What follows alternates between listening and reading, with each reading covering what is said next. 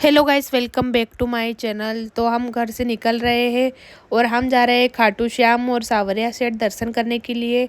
और देखो, भगवान के यहाँ जाने के लिए अपनी प्लानिंग कोई काम की नहीं रहती है, क्योंकि हमारा कोई प्लानिंग नहीं थी, जाने का कुछ भी नहीं था। लेकिन अचानक से प्लानिंग बनी और प्रवीण जी ने बोला कि चलते आज ही।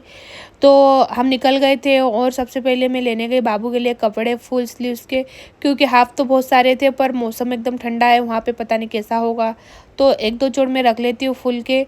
और उसके बाद दुकान पे जाएंगे हमारी लैब पे, और उसके बाद हम निकलेंगे डायरेक्ट खाटू के लिए। और अभी बज रहे थे शाम के 4, तो हमको यहीं बज गई थी इंदौर में ही।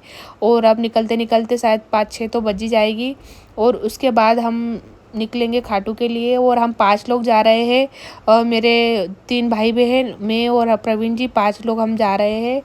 और कार से हम पहली बार जा रहे हैं, तो देखते हैं कार का एक्सपीरियंस कैसा रहता है। और बाबू भी फर्स्ट टाइम जा रहा है, तो बाबू के साथ भी ट्रेवल करना, इतनी दूर मतलब इतनी दूर ट्रेवल नहीं किया है। मतलब मेरे घर गई हूँ तो वो 100 किलोमीटर है शायद इंदौर से, पर ये बहुत ज़्यादा दूर है। तो अब देखते हैं क्या है, बाबू रोता है कि अच्छे से रहता है, मैं फिर बताऊंगी आपको।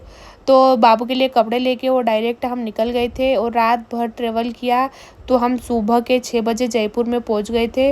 और हालत देख सकते हो कैसी मेरी भी है और सबकी। तो यहाँ चाय पानी पिया था, उसके बाद हम निकल गए थे खाटू के लिए। और खाटू में हम पहुंच चुके थे, हमने होटल ले लिया था, फिर हम नहा के और तैयार हो चुके थे।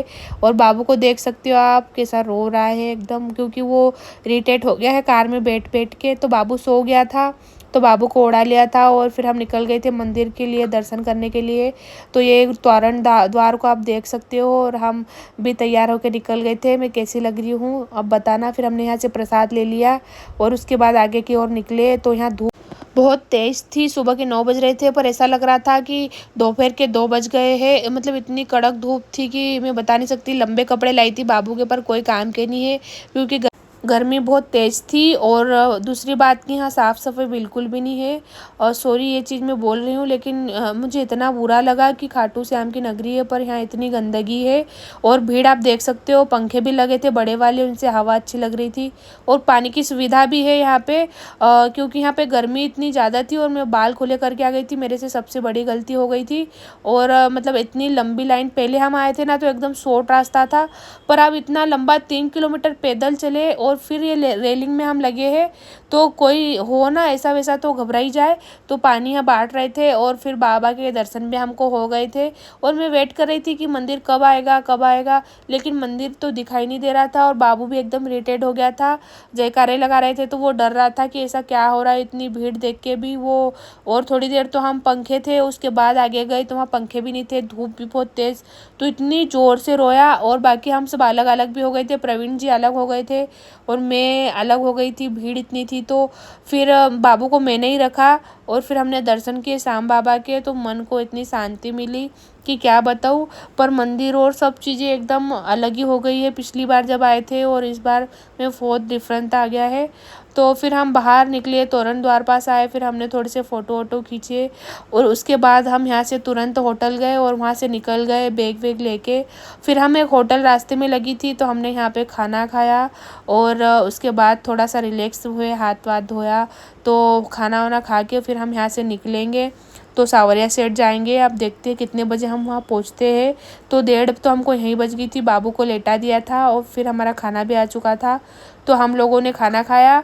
और यहाँ की एक बात इतनी अच्छी लगी कि बाबू मतलब खेल रहा था, तो उनके वर्कर जो थे वो ले गए, थोड़ी देर खिलाया कि मुझे परेशान कर रहा था, मैं खाना खा रही थी। तो फिर हमने खाना खाया, वहाँ से फिर हम निकल गए सावरिया सेठ जी के लिए। अब रास्ते में हम देखते हैं कि हम कितने बजे वहाँ पहुँचते हैं, क्योंकि 2 हमको यहीं बज गई थी। और अब 6 घंटे का रास्ता यहाँ से है सावरिया सेठ का।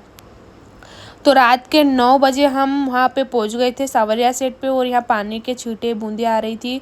और इतना सुंदर मंदिर है, इतना कि मैं क्या बताऊँ, मतलब मैं लफ्ज़ों में बयां नहीं कर सकती, इतना सुंदर। और रात में तो इतना सुंदर लग रहा था, लाइटिंग वगैरह और पानी के छींटे आ रहे थे। तो बाबू को मैंने उड़ा लिया था और बाबू सो गया था, फिर उठ गया था और यहाँ पे रो नहीं रहा था क्योंकि यहाँ पे ज़्यादा भीड़ नहीं थी, रात का टाइम था और शायद यहाँ 10 बजे मंदिर मतलब मंदिर के अंदर नहीं लेते हैं। तो हम 9 बजे पहुँच गए थे तो हम अंदर चले गए थे और ये वीडियो स्लो मोशन में हो गया है, मुझे पता ही नहीं चला एडिट करते टाइम। मैं वॉइस ओवर कर रही हूँ जब मुझे पता चल रहा है, तो आप इग्नोर कर देना। और आपको ये व्लॉग अच्छा लगे तो प्लीज़ लाइक कर देना, कमेंट में बताना और मेरे चैनल को सब्सक्राइब भी कर लेना ताकि आपको और अच्छे अच्छे वीडियो देखने को मिले प्यारे प्यारे से। तो मैं तो देखो फर्स्ट टाइम आई हूँ यहाँ पे, तो देखती हूँ क्या कैसा रहता है, मतलब बाबा के सावरिया सेठ के पहली बार मैं दर्शन करूँगी। तो बाबू भी रो रहा था बहुत क्योंकि वो गाड़ी में बैठ बैठ के इरिटेट बहुत ज़्यादा हो गया। देखो देखो हम लोग तो हो गए, तो वो तो बच्चा है छोटा सा और हमने ब्रेक कहीं भी नहीं लिया, इसके कारण फिर हमने बाबा के दर्शन करे और इतने अच्छे से दर्शन हुआ कि मैं क्या बताऊँ। और मिलते हैं नेक्स्ट व्लॉग में, तब तक के लिए बाय बाय।